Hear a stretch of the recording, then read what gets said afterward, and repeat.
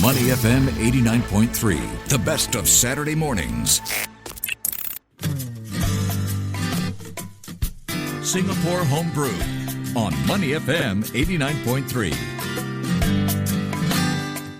Out at the National Gallery, the collection, the Dalam collection, where ink meets tide, is part of SG60 and the 10-year anniversary of the National Gallery. Looking at an amazing collection of ink paintings, and we are going to talk more about that right now with Shujuan Lim and Jennifer Lam, both curators at the National Gallery of Singapore. Ladies, good morning. Welcome to the show. Yeah, good morning. Great to meet you guys. Yeah, it's great to have you with us. Shujan, why don't we start with you? Give us an overview. Neil and I have seen the exhibit, where ink meets tide, but give us an overview of what that exhibit is for folks that may not have seen it yet. Yeah, so this exhibition actually looks at our recent acquisitions in our collection, and it also presents over more than 50 works of the ink medium, featuring various artists from the 19th century right up to the present of their works. Yeah, so it shows an incredible diversity of ink practices and also works to the audience. Jennifer, tell us from your perspective as you were curating this, how did you decide? There's such a range just within this exhibition. How did you decide what would be in and maybe what wouldn't make it? Well, you see, Dalam collection, where ink tides meet. Did I say where ink meets tide? I think I did. I'm sorry. Yes. Where ink tides meet, excuse me. Yes. So it's really an atypical collection show that highlights ink artworks that have entered the national collection and under our museum custodianships through donations and also acquisitions, over the past years. And it's really kind of timed quite nicely together with our museum's 10th anniversary. So the show marks a kind of an overdue spotlight on, the ink research and also art collection track that we, as the entire team, has been developing, alongside our focus on Singapore and Southeast Asia. Su Jian, I'm very impressed with the number of Singaporean artists you have on display. I think the number I'm looking at here is it 19 out of 31 of the artists are Singaporean, which is magnificent. Tell us how you selected those, and was there a particular kind of artist you were looking for or a kind of piece? I mean, how did you decide which ones to include? Well, first of all, I would say that what we did was to look into our collection. So our collection is mainly based on Singaporean and Southeast Asian artists. So we weren't, I would have to say specifically, at least our first cut of criteria wasn't the nationality, but really about the work itself and how it contributes to the narrative. So in terms of, so we have, so our curatorial narrative and structure is based on 3 sections, Revival, Encounters, and Nexus. So we look at the artworks and decide, which works really feature and is able to narrate the story that we wanted to tell. For instance, for Revival, it's really a section that talks about, how artists actually came to Singapore and revived the practice of ink. And I think one key artist we featured was Kyu Seok Hwan, really a literary and also an artist figure in the late 1800s, born in the late 1800s, but also featured quite prominently as an editor. So people would know him as an editor and writer, but very few know about his private ink practice. So we chose to feature his work in this section. Just one step back for our listeners. Maybe explain what ink works mean. What are they? What do they represent? And if you can just add on that, why are they important culturally? Yeah. Why are they important? We see a lot of them around, but give us that background. So I think ink is a very fluid medium, and I think traditionally it's been kind of associated with like the Chinese cultural practice. But as you can see from our show, other artists also from different ethnicities, nationalities also use it for their own practice because of the fluidity of it. So I think ink is a very kind of fluid medium that's able to allow them to kind of express their inner emotions, just like other mediums as well. Maybe Jennifer wants to add on to that. Yes, definitely. Well, to chip on in, where ink tides meet, really is a tangent to the overall story of Singapore ink that the museum has been presenting since 2015, since we inaugurated. And this particular story, it really looks into the not just the fluidity of ink, but perhaps the massive sort of potential of ink, which is very much tied to the traditions of the Sinic civilization, and is commonly referred to as Chinese ink painting and calligraphy.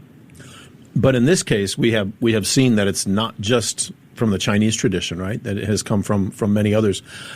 You know, I know there are shops around where you can buy the brushes and buy the ink, and people have it as a very serious hobby all around Singapore and all around Asia. But is this a generational thing? It seems to me, I feel like there's mostly older people that do this or are interested in it. Is there a younger wave? Is there a younger generation that is involved in trying to keep this alive in some form or not? What do you think about that, Xu John?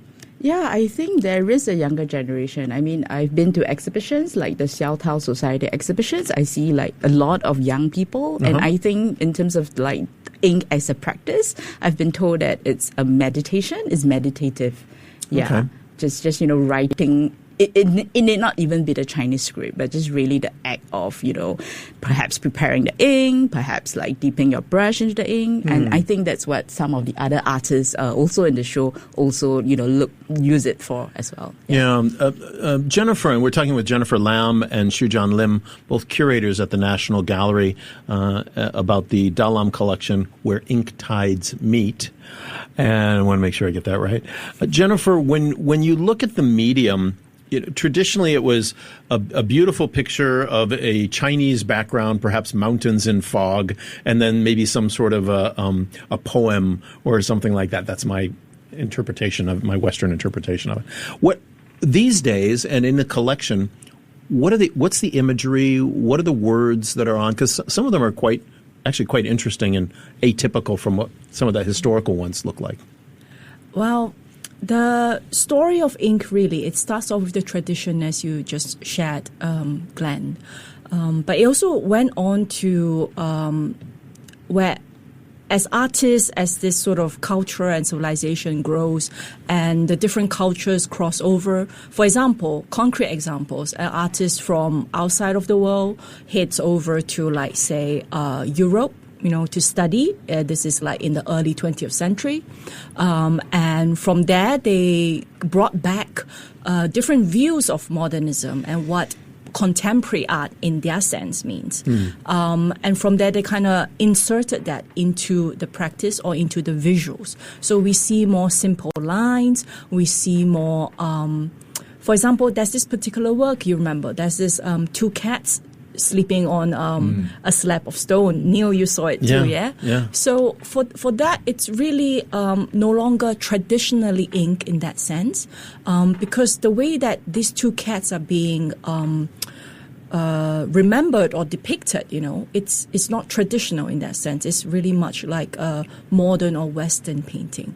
And of course, around the corner, I remember Neil was very much into this very detailed landscape. Remember, you asked us. And that particular painting, for example, it uses a very traditional type of technique called the gongbi. So it's very fine lines and very detailed. It's by our homegrown Singaporean artist, Mr. Lee Hock Moore. But yet the images and the subject matter that it has is our Singapore stories. Wasn't it the kampong? Was it the kampong with the ubin? Was it ubin? Exactly, Pulau Ubin, and also his nostalgic memory of Fort Canning. Yeah, it's a fabulous. I'm just curious, two things. Do you get many young visitors to the gallery? And how popular is this ink style of painting today in Singapore? Oh, wow. That's a hard question to answer. I don't think I have any data to back my answer. No, just anecdotally. Is it a medium that's still practiced in Singapore? Do young people do it? It is. I mean, as Sujan shared, there are live and very active local art societies in Singapore that still does it, and they are constantly attracting younger bloods, new bloods in that sense. The genre of ink art around the world actually is still very much practiced. For example, in other cities like Hong Kong, Japan, Shanghai, and even in the United States, different parts of it. And I guess in terms of younger people, after our show has opened, and maybe it has to do with our many other exhibitions as well, we do see a lot of young folks coming into our spaces, not just for this particular exhibitions, but for our many other offerings as well. And they love to just go around looking at art and maybe finding I'm afraid to say, Instagrammable point to capture. Yeah. Of course, that's part of the modern experience in Singapore, right? Any kind of gallery or exhibition. We saw this at the Singapore Night Festival. So many spots are made for Instagrammable moments, but that's just the world we're living in, I guess. Sujan, when you look at this, where ink tides meet, exhibit, and everything else that's happening around the National Gallery, how does this play into the 10th anniversary celebrations of what you guys are doing and showcasing Singapore, perhaps in a unique way? Well, it plays into our 10th anniversary in the sense that it actually looks back into our collecting efforts over the years. So apart from exhibitions that the curators do, we also acquire artworks. We actually look at, what works is suitable for the national collection. So when I say national collection, just to perhaps put it very, just a very quick summary, it just really belongs to the nation in that sense. Yeah. And we are really kind of custodians or guardians of these set of artwork. So I think what this exhibition allows us to do is really to kind of look back into what we have done and to really kind of show the audience what we do have in the collection and to share it with them. Yeah. This is a question for both of you, really. Maybe Jennifer first. You've seen the news this week, the projector cinema closed down. So whenever this happens, there's always talk about the art scene in Singapore. Is it rising? Is it falling? You're just celebrating your 10th anniversary. Congratulations on that. What do you think, Jennifer? Where are we at in terms of our arts consumption, our arts enjoyment? Are you seeing visitorship go up? I mean, how has it been for the National Gallery? Oh, wow. Tough questions there, Neil. Yeah. Well, we have had a steady increase in our visitorships, and I think that has to do with all our various departments, and colleagues, and also best friends of the galleries, and patron support. That's for sure.